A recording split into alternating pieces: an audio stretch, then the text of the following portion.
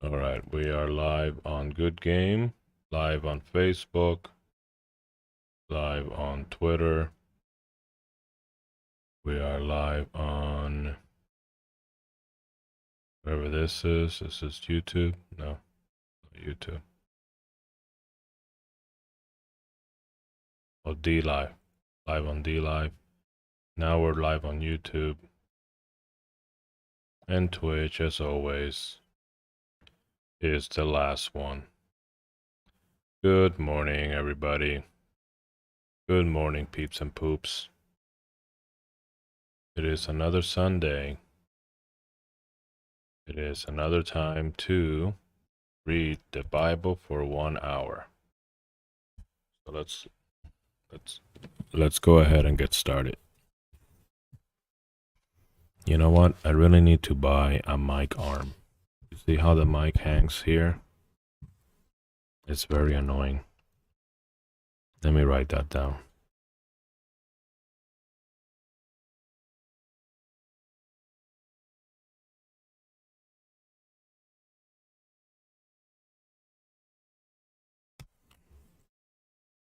Okay.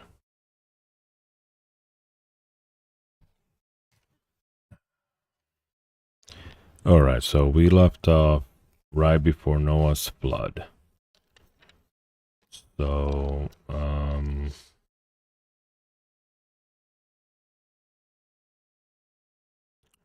So man was multiplying. Man became wicked.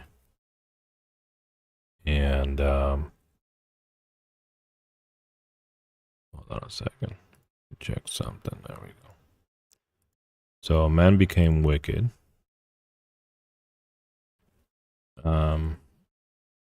And the Lord regretted that he had made man on earth, and it grieved him to his heart. So the Lord said, I will blot out man. Sorry, let me see. Always during my streams, interruptions. Just people don't respect it. People think this is like stupid stuff. There you go. Anyway, I will blot out man, who I have created from the face of the land, man and animals and creeping things and birds of the heavens, for I am sorry that I have made them. You know, I have a question.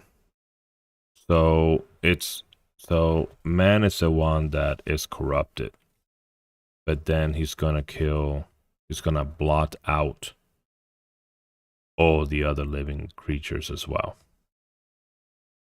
You know, it could be that he makes the living creatures just so man could live from them. And if he's going to blot out man, then why have them around? It's just an interesting thought. Okay, so here's where we left off. But Noah found favor in the eyes of the Lord. Let us continue. These are the generations of Noah. Noah was a righteous man, blameless in his generation. Noah walked with God, and Noah had 3 sons, Shem, Ham, and Japheth. Now the earth was corrupt in God's sight, and the earth was filled with violence. And God saw the earth, and behold, it was corrupt, for all flesh had corrupted their way on the earth. And God said to Noah, I have determined to make an end of all flesh, for the earth is filled with violence through them. Behold, I will destroy them with the earth. Make yourself an ark of gopher wood. make rooms in the ark, and cover it inside and out with pitch. This is how you are to make it. The length of the ark, 300 cubits. Its breadth, 50 cubits. And its height, 30 cubits.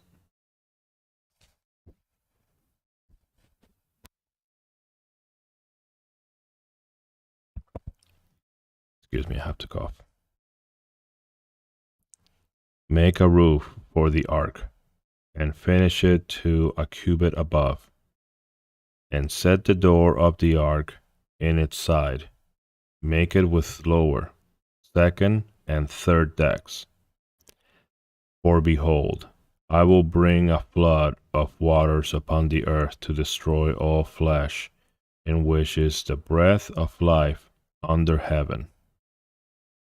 Everything that is on the earth shall die. But I will establish my covenant with you, and you shall come into the ark, you, your sons, your wife, and your sons' wives with you.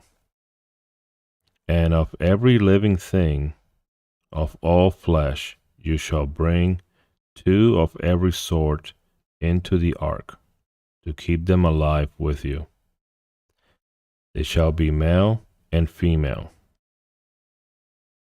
Of the birds according to their kind, and of the animals according to their kind, of every creeping thing on the ground according to its kind. 2 of every sort shall come in to you to keep them alive. Also, take with you every sort of food that is eaten, and store it up.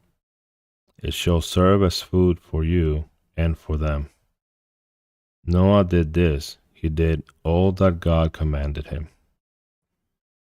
Then the Lord said to Noah, Go into the ark, you and all your household, for I have seen that you are righteous before me in this generation. Take with you 7 pairs of all clean animals, the male and his mate, and a pair of the animals that are not clean, the male and his mate, and 7 pairs of the birds of the heavens, also male and female, to keep their offspring alive on the face of all the earth. For in 7 days I will send rain on the earth 40 days and 40 nights, and every living thing that I have made I will blot out from the face of the ground. And Noah did all that the Lord had commanded him. Noah was 600 years old when the flood of waters came upon the earth. And Noah and his sons, and his wife, and his son's wife with him went into the ark to escape the waters of the flood. Of clean animals, and of animals that are not clean, and of birds, and of everything that creeps on the ground, 2 and 2 male and female went into the ark with Noah, as God had commanded Noah. And after 7 days the waters of the flood came upon the earth. In the 600th year of Noah's life, in the 2nd month of the 7th day of the month, on that day all the fountains of the great deep burst forth, and the windows of the heavens were opened, and rain fell upon the earth 40 days and 40 nights. On the very same day Noah and his sons, Shem and Ham and Japheth, and Noah's wife, and the 3 wives of his sons with them entered the ark, they and every beast according to its kind, and all the livestock according to their kind, and every creeping thing that creeps on the earth, I imagine. every creeping thing that creeps on the earth, according to its kind, and every bird according to its kind, every winged creature.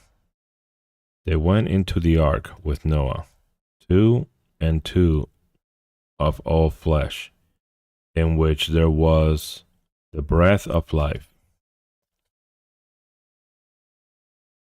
And those that entered, male and female of all flesh, went in as God had commanded him, and the Lord shut him in.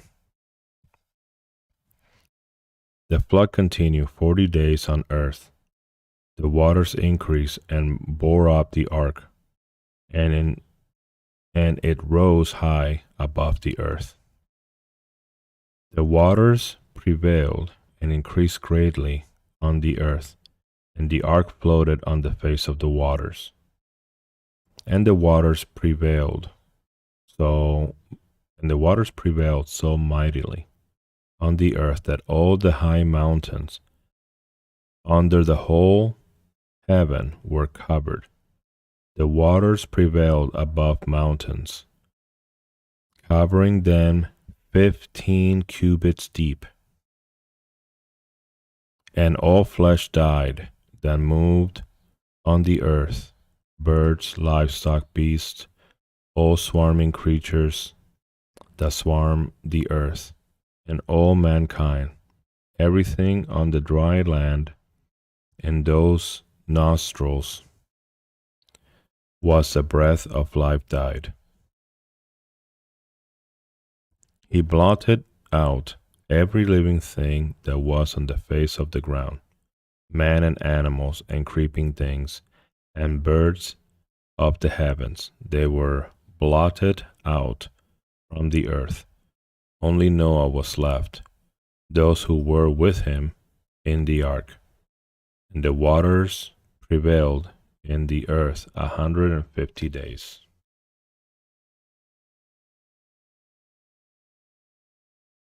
But God remembered Noah, and all the beasts and all the livestock that were with him in the ark. And God made a wind blow over the earth, and the waters subsided. The fountains of the deep and the windows of the heavens were closed.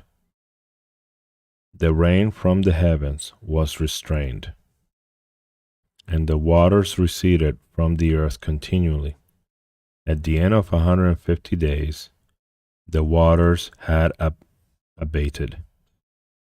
And in the 7th month, on the 7th day of the month, the ark came to rest on the mountains of Ararat.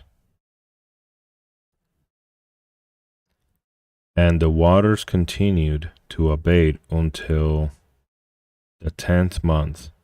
In the 10th month, on the 1st day of the month, that the tops of the mountains were seen. At the end of the 40 days, Noah opened the window of the ark that he had made, and sent forth a raven. It went to and fro until the waters were dried up from the earth. Then he sent forth a dove from him, to see if the waters have subsided from the face of the ground. But the dove found no place to see her foot. And she returned to him to the ark, for the waters were still on the face of the whole earth. So he put out his hand and took her and brought her into the ark with him. He waited another 7 days, and again he sent forth the dove out of the ark. And the dove came back to him in the evening, and behold, in her mouth was a freshly plucked olive leaf. So Noah knew that the waters had subsided from the earth. Then he waited another 7 days and sent forth the dove, and she did not return to him any more. Let me read that part of the raven first, because I didn't understand what the raven did. Okay. At the end of the 40 days, Noah opened the window of the ark he had made and sent forth a raven. It went to and fro until the waters were dried up from the earth. He then sent a dove. I don't understand that. The raven went to and fro until the waters were dried up from the earth. So he was sending two birds. So the raven was going back and forth, and then also the dove going back and forth. But it was the dove that brought back the olive the olive branch, olive leaf. Sorry. Okay. So if the dove didn't return, that means that it landed somewhere. It landed in solid land. In the 601st year, in the first month, the first day of the month, the waters were dried from off the earth. And Noah removed the covering of the ark and looked, and behold, the face of the ground was dry. In the second month, on the 27th day of the month, the earth had dried out.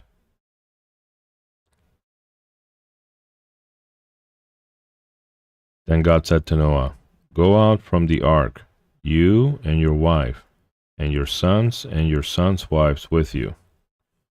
Bring out with you every living thing that is with you of all flesh, birds and animals, and every creeping thing that creeps on the earth, that they may swarm on the earth, and be fruitful and multiply on the earth." So Noah went out, and his sons and his wife and his sons' wives with him, every beast, every creeping thing, and every bird, everything that moves on the earth, went out by families from the ark. So they went in pairs and then came out as families. Guess the ark was getting kind of crowded. Then Noah built an altar to the Lord, and took some of every clean animal and some of every clean bird, and offered burnt offerings on the altar.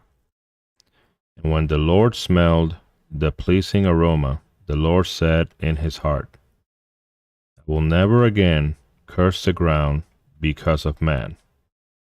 For the intention of man's heart is evil from his youth. Neither will I ever again strike down every living creature as I have done. While the earth remains, seed time and harvest, cold and heat, summer and winter, day and night, shall not cease.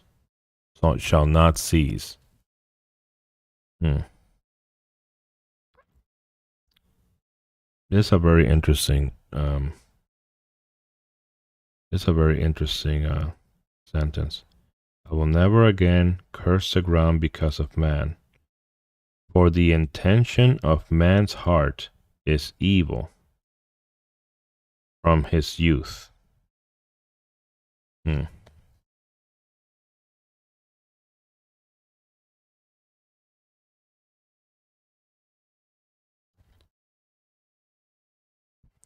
And God blessed Noah and his sons, and said to them, "Be fruitful and multiply, and fill the earth. The fear of you and the dread of you shall be upon every beast of the earth, and upon every bird of the heavens, upon everything that creeps on the ground, and all the flesh of the sea. In your hand they are delivered. Every moving thing that lives shall be food for you. And as I give you the green plants, I give you everything. But you shall not eat flesh with its life, that is, its blood. Okay, you shall not eat flesh with its blood. And for your lifeblood, I will require a reckoning. For every beast I will require it, and from man. From his fellow man I will require a reckoning for the life of man. What is this reckoning? Whoever sheds the blood of man, by man shall his blood be shed. For God made man in his own image. Whoever sheds the blood of man, by man shall his blood be shed. And you, be fruitful and multiply, increase greatly on the earth, and multiply in it. Okay, so I guess he made this rule because of all the violence. So there was a lot of violence before the flood, and that's what he didn't like. So now he made this rule: whoever sheds the blood of man, by man shall his blood be shed. So I guess people were getting away with murder, basically.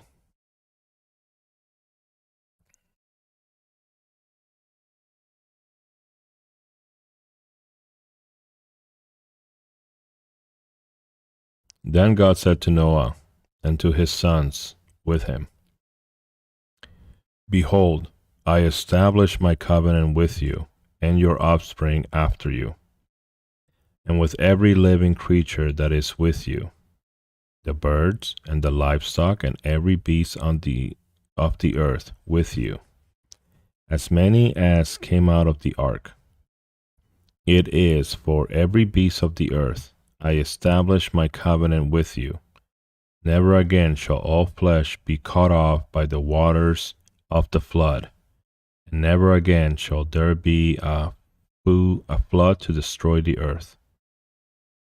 And God said, This is a sign of the covenant that I make between me and you, and every living creature that is with you, for all future generations. I have set my bow in the cloud, and it shall be a sign of the covenant between me and the earth. When I bring clouds over the earth, and the bow is seen in the clouds, I will remember my covenant that is between me and you, and every living creature and all flesh.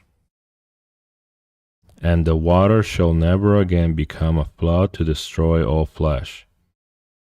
When the bow is in the clouds, I will see it and remember the everlasting covenant between God and every living creature of all flesh that is on the earth.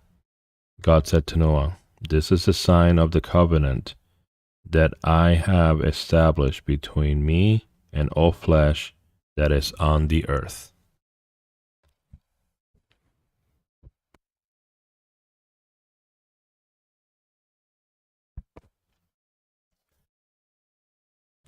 All right, so the rainbow is a sign of the covenant between Noah and God. And the covenant is basically, he shall not use of blood to destroy all flesh, as he has done. And man and animals need to be fruitful and multiply. And whoever sheds the blood of man, by man shall his blood be shed. So those are the three basic rules of this covenant.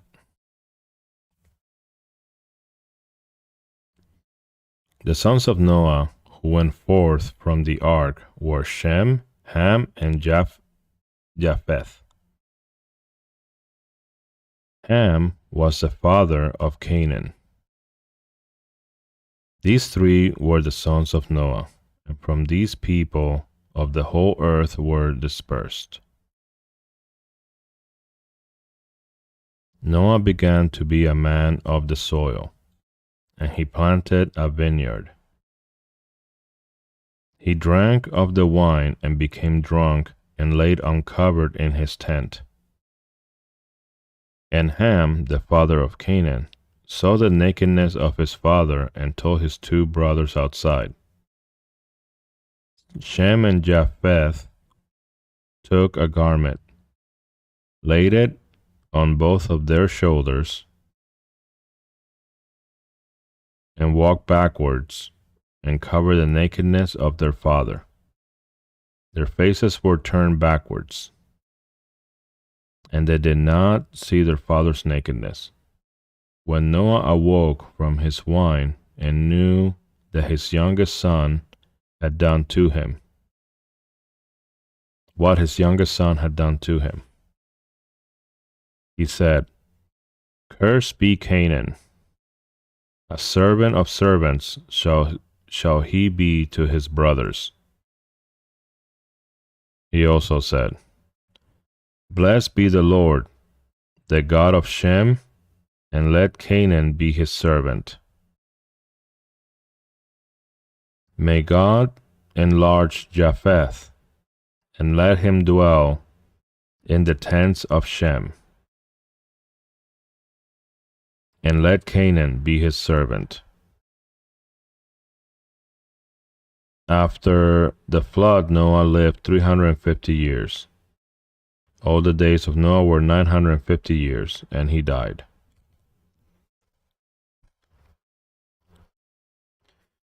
Well, I mean, not sure why he would curse him that way. Was that like, well, it seems that he was intentional.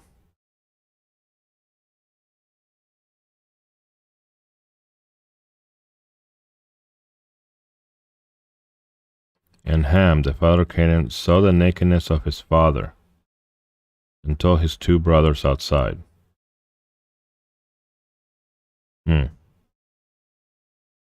Well, by this reaction, it sounds like he was making fun of him. That's what I gather from here.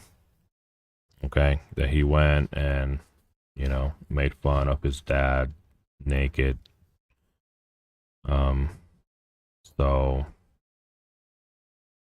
And then the other two brothers had so much respect that he put something over him. Better idea would have been to just leave it alone, not even go inside the tent and, just leave him in the tent. Or tell the mom, tell the wife to go take care of it. These are the generations of the sons of Noah: Shem, Ham, and Japheth.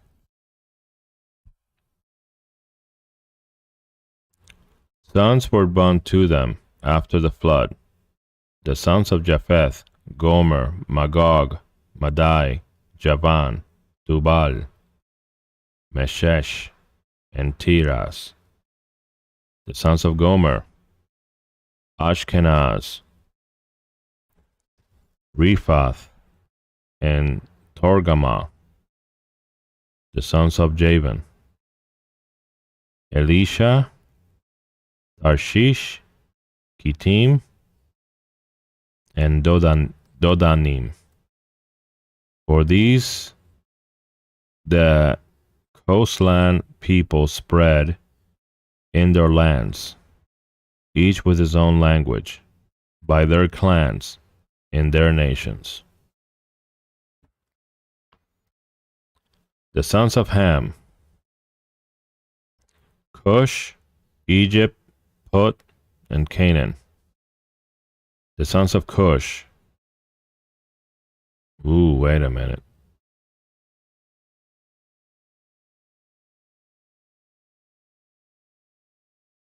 Wait a minute. Wait a minute. Mm, it was Shem, Ham, and Japheth. So Shem was the favorite one, then Japheth, and then Ham. And the curse called out for Ham to be the servant of all of them.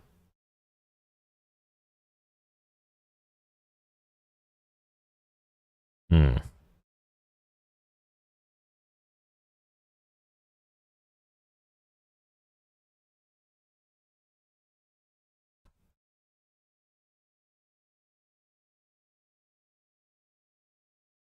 All right, let's continue. The sons of Ham is Cush, Egypt, Put, and Canaan.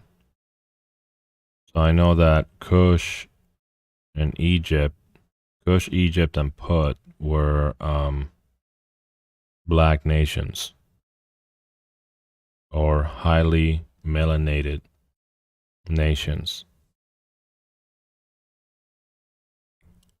The sons of Cush, Seba, Havilah, Sapta, Rama, and Sabtika. The sons of Rama, Sheba and Dedan.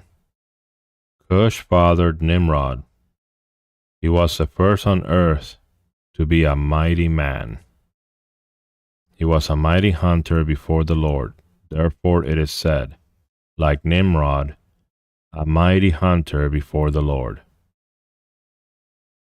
The beginning of his kingdom was Babel, Erech, Akkad, and Calneh, in the land of Shinar. From that land he went into Assyria and built Nineveh,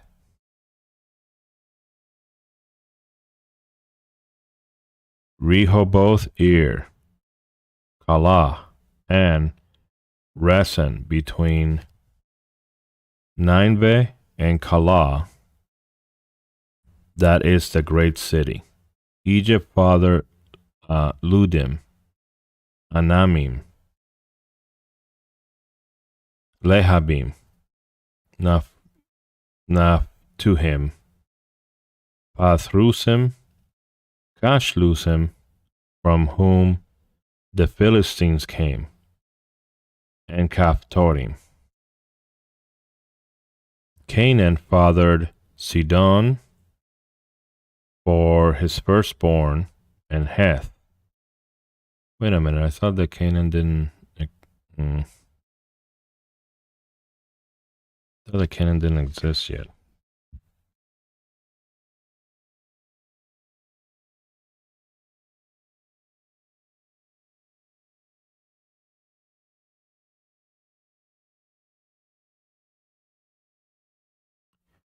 So Ham was the one that supposedly made fun of him.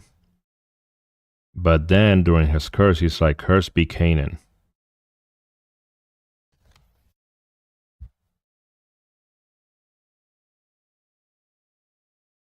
So not "Cursed be Ham," is "Cursed be Canaan."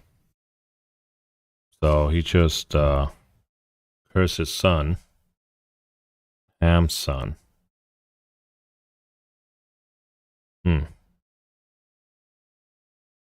So it is the descendants of Canaan that he is cursing to be his servant, not Cush, Egypt, Put, you know.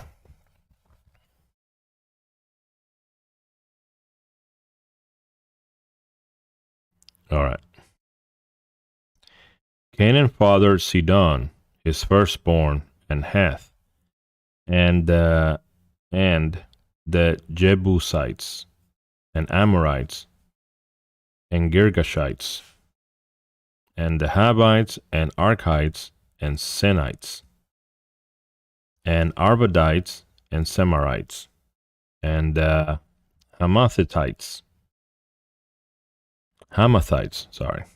Afterwards, the clan of the Canaanites dispersed, and the territory of the Canaanites extended from Sidon in the direction of Gregar as far as Gaza, and in the direction of Sodom, Gomorrah, Admah, and Seboim, as far as Lasha. These are the sons of Ham, by their clans, their languages, their lands, and their nations.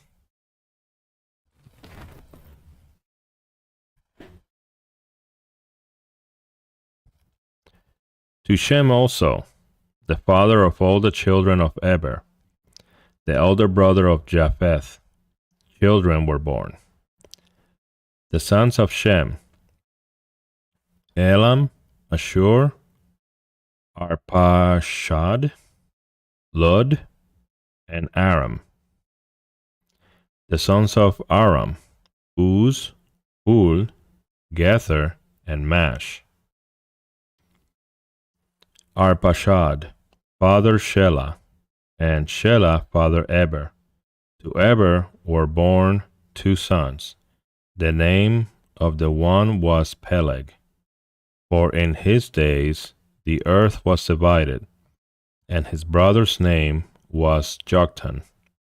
Joktan fathered Almodad, Sheleph, Hazarmaveth, Jerah, Adoram, Uzal, Dikla, Obal, Abimael, Sheba, Ophir, Havilah, and Jobab.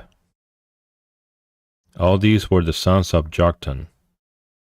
The territory in which they lived extended from Mesha in the direction of Shephar to the hill country of the east. These are the sons of Shem, by their clans, their languages, their lands, and their nations. These are the clans of the sons of Noah, according to their genealogies in their nations. And from these the nations spread abroad on the earth after the flood.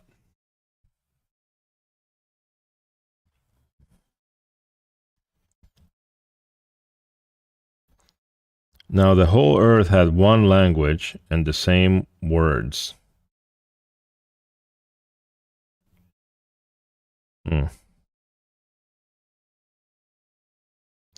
Now the whole earth had one language and the same words.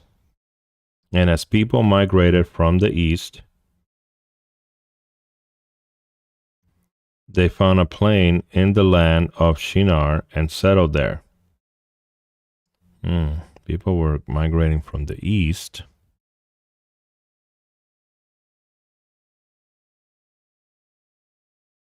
And they said to one another, "Come, let us make bricks and burn them thoroughly." And they had brick for stone, and bitumen for mortar.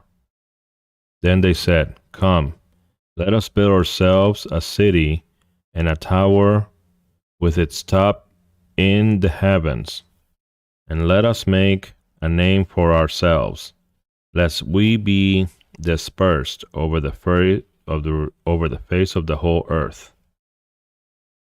And the Lord came down to see the city and the tower which the children of man had built. And the Lord said, "Behold, there are one people, and they have all one language, and this is only the beginning of what they will do. And nothing that they propose to do will be impossible for them. Come, let us go down there and confuse their language, so that they may not understand one another's speech." So the Lord dispensed them from there over the face of all the earth. And they left off building the city. Therefore, its name was called Babel, because there the Lord confused the language of all the earth, and from there the Lord dispersed them over the face of the earth.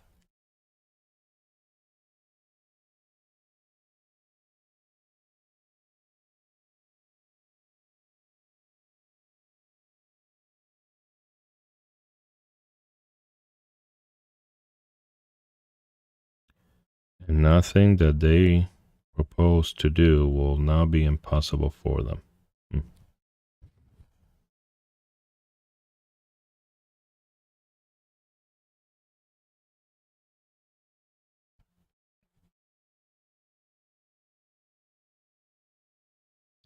These are the generations of Shem. When Shem was 100 years old, he fathered Arpachshad. 2 years after the flood.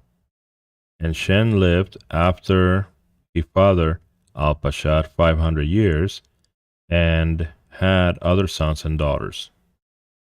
When Arpachshad had lived 35 years, he fathered Shelah, and Arpachshad lived after he fathered Shelah 403 years, and had other sons and daughters.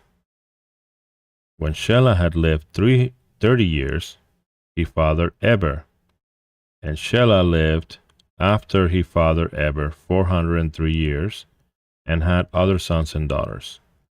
When Eber had lived 34 years, he fathered Peleg, and Eber lived after he fathered Peleg 430 years, and had other sons and daughters. When Peleg had lived 30 years, he fathered Reu, and Peleg lived after he fathered Reu 209 years, and had other sons and daughters. When Reu had lived 32 years, he fathered Serug, and Reu lived after he fathered Serug 207 years, and had other sons and daughters. When Serug had lived 30 years, he fathered Nahor, and Serug lived after he fathered Nahor 200 years, and he had other sons and daughters. When Nahor lived 29 years, he fathered Terah, and Nahor lived after he fathered Terah 119 years, and had other sons and daughters. When Terah had lived 70 years, he fathered Abram, Nahor, and Haran.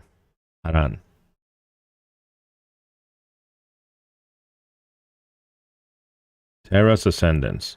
Now these are the generations of Terah. Terah fathered Abram, Nahor, and Haran. And Haran fathered Lot. Haran died in the presence of his father Terah, in the land of his kindred, in Ur of the Chaldeans. And Abram and Nahor took wives. The name of Abram's wife was Sarai, and the name of Nahor's wife Milcah, the daughter of Haran, the father of Milcah and Iscah. Now Sarai was barren, she had no child. Terah took Abram his son, and Lot the son of Haran his grandson, and Sarai his daughter-in-law, his son Abram's wife, and they went forth together from Ur of the Chaldeans to go into the land of Canaan. But when they came to Haran, they settled there.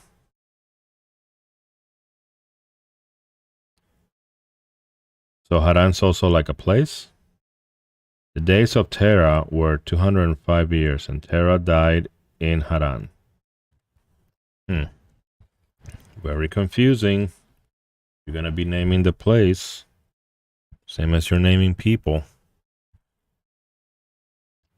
Call of Abram. Now the Lord said to Abram, go from your country and your kindred and your father's house to the land that I will show you, and I will make of you a great nation, and I will bless you and make your name great, so that you will be a blessing.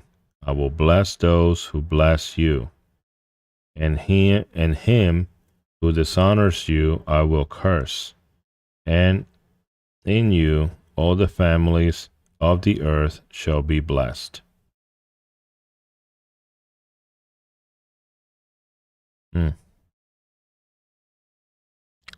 So Abram went as the Lord had told him, and Lot went with him. Abram was 75 years old when he departed from Haran. And Abram took Sarai his wife, and Lot his brother's son, and all their possessions that they had gathered, and the people that they had acquired in Haran. And they set up to go to the land of Canaan. When they came to the land of Canaan, Abram passed through the land to a place at Shechem, to the oak of Moreh. At that time the Canaanites were in the land. Then the Lord appeared to Abram and said, to your offspring I will give this land. So he built there an altar to the Lord, who had appeared to him. From there he moved to the hill country on the east of Bethel.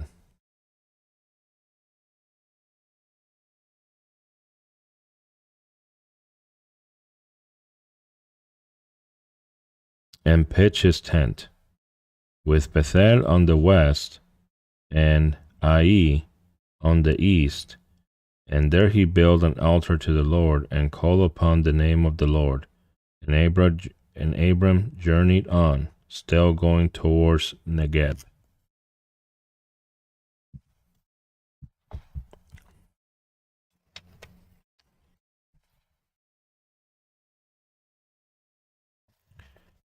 So the Canaanites were supposed to be servants, right? I mean, that was the curse, wasn't it?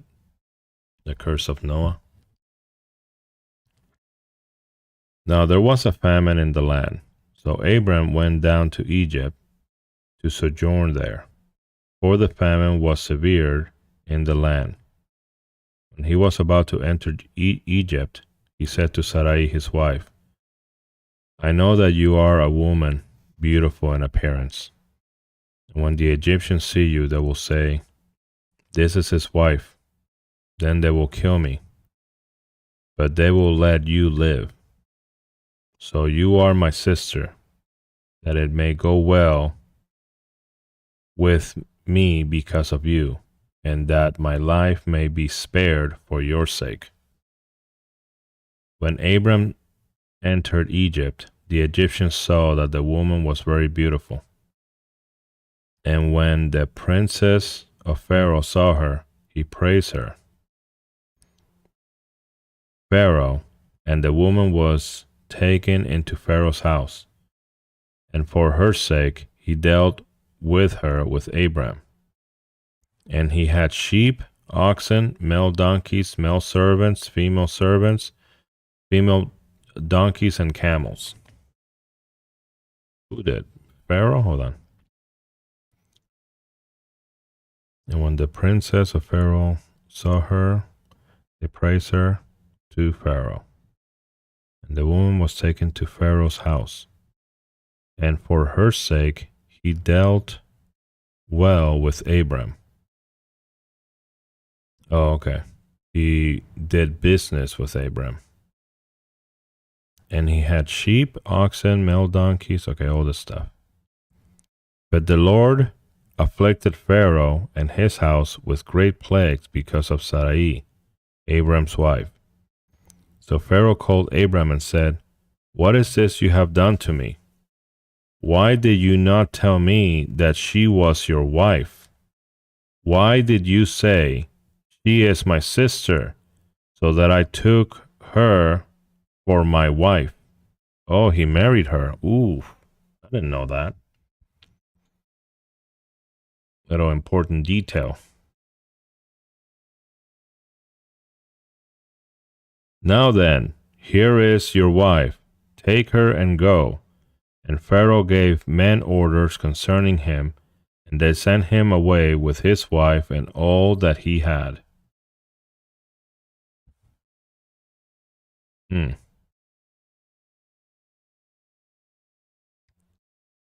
So Abram went up from Egypt, he and his wife and all that he had, and Lot with him, into the Negeb. Now Abram was very rich in livestock, in silver, and in gold. And he journeyed on from the Negeb as far as Bethel to the place where his tent had been at the beginning, between Bethel and Ai, to the place where he had made an altar at the first. Okay, I remember that, yeah. And there Abram called upon the name of the Lord. And Lot, who went with Abram, also had flocks and herds and tents, so that the land could not support both of them dwelling together, for their possessions were so great that they could not dwell together. And there was strife between the herdsmen of Abram's livestock and the herdsmen of Lot's livestock. At the time, the Canaanites and the Perizzites were dwelling in the land.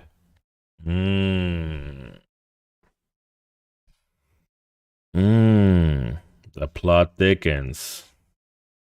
So, this is a herding economy, and they depend on grazing their cattle.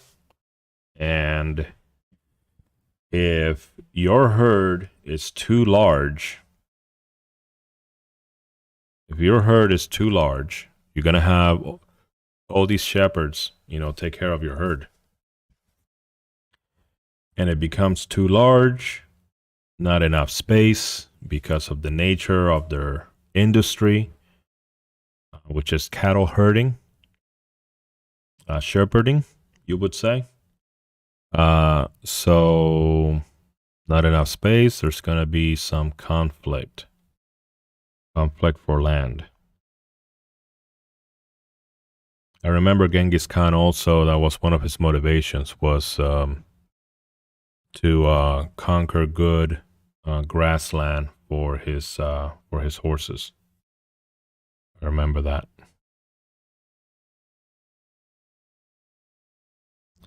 Abram and Lot separate. So Abram went up from Egypt, he and his wife and all that he had, and Lot with him. Oh, wait a minute. Never mind. I already read that. Then Abram said to Lot, let there be no strife between you and me, and between your herdsmen and my herdsmen, for we are kinsmen. Is not the whole land before you? Separate yourself from me. If you take the left hand, then I will go to the right. Or if you take the right hand, then I will go to the left. And Lot lifted up his eyes and saw that the Jordan Valley was well watered everywhere, like the garden of the Lord, like the land of Egypt, in the direction of Zoar. This was before the Lord destroyed Sodom and Gomorrah. First mention of Sodom and Gomorrah. So Lot chose for himself all the Jordan Valley, and Lot journeyed east. Thus they were separated from each other. Abram settled in the land of Canaan, while Lot settled among the cities of the valley and moved his tents as far as Sodom. Now the men of Sodom were wicked, great sinners against the Lord. The Lord said to Abram, after Lot had separated from him, lift up your eyes and look from the place where you are, northward and southward, and eastward and westward. For all the land that you see, I will give to you and to your offspring forever. I will make your offspring as the dust of the earth, so that if one can count the dust of the earth, your offspring can also be counted. Arise, walk through the length of the breadth of the land, for I will give it to you. So Abraham moved his tent and came and settled by the oaks of Mamre, which are Hebron, and there he built an altar to the Lord. So that's a second altar he builds.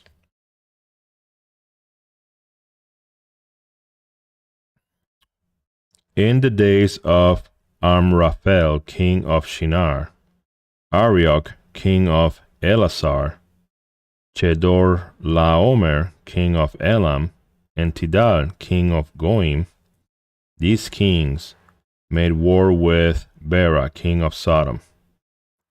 Birsha, king of Goam, Shinab, king of Admah, Shemer, king of Seboilim, and the king of Beda, that is Zoar, and all these joined forces in the valley of Siddim, that is the Salt Sea.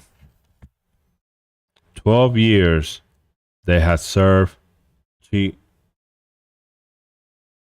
Chedorlaomer, but in the 13th year they rebelled. In the 14th year, Chedorlaomer and the kings who were with him came and defeated the Rephaim in Ashtaroth Karnaim, the Zuzim in Ham, the Emin in Sabeth Kirithaim, and the Horites in their hill country of Seir as far as El Paran, on the border of the wilderness. Then they turned back and came to En Mishpat, that is Kadesh, and defeated all the country of the Amalekites, and also Amorites who were dwelling in Hazot Tamar. See, I didn't know that Sodom was involved in this big regional war.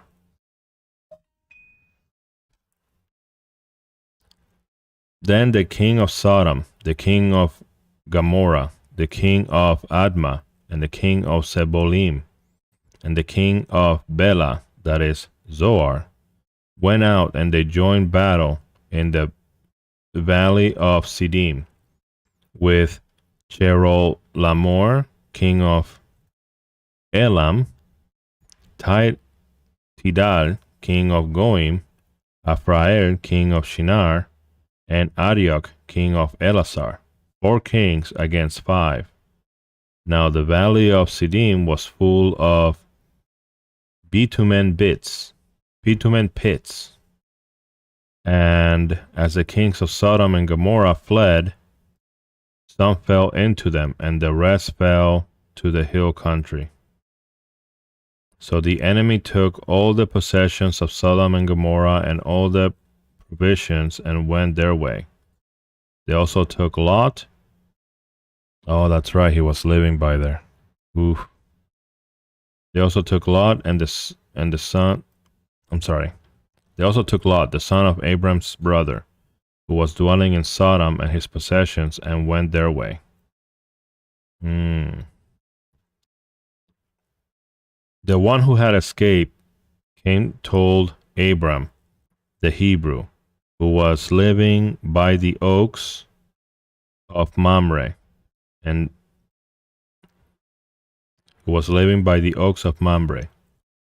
the Amorite, brother of Eshcol and Aner. These were allies of Abram. When Abram heard that his kinsmen had been taken captive, he led forth his trained men, born in his house, 318 of them, and went in pursuance as far as Dan. And he divided his forces against them by night, he and his servants, and defeated them, and pursued them to Hobah, north of Damascus. Then he brought back all the possessions, and also brought back his kinsman Lot, with his possession, and the women, and the people.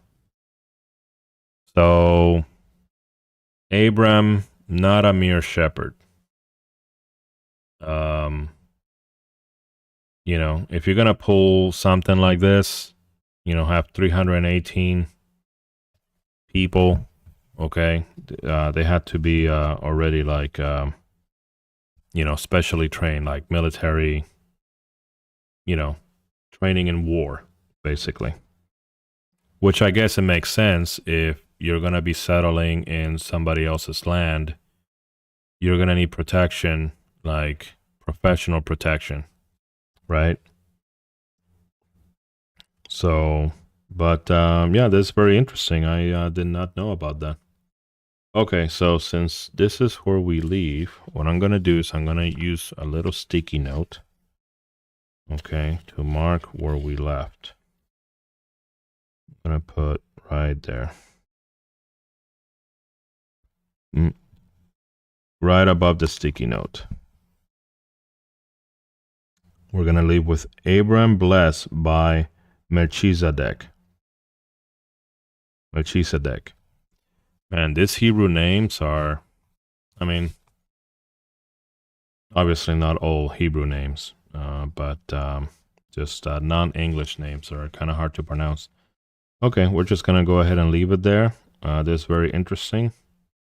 Not sure why there hasn't been like a movie or video game based on this period, this Genesis, war of these kingdoms here. Sounds very interesting.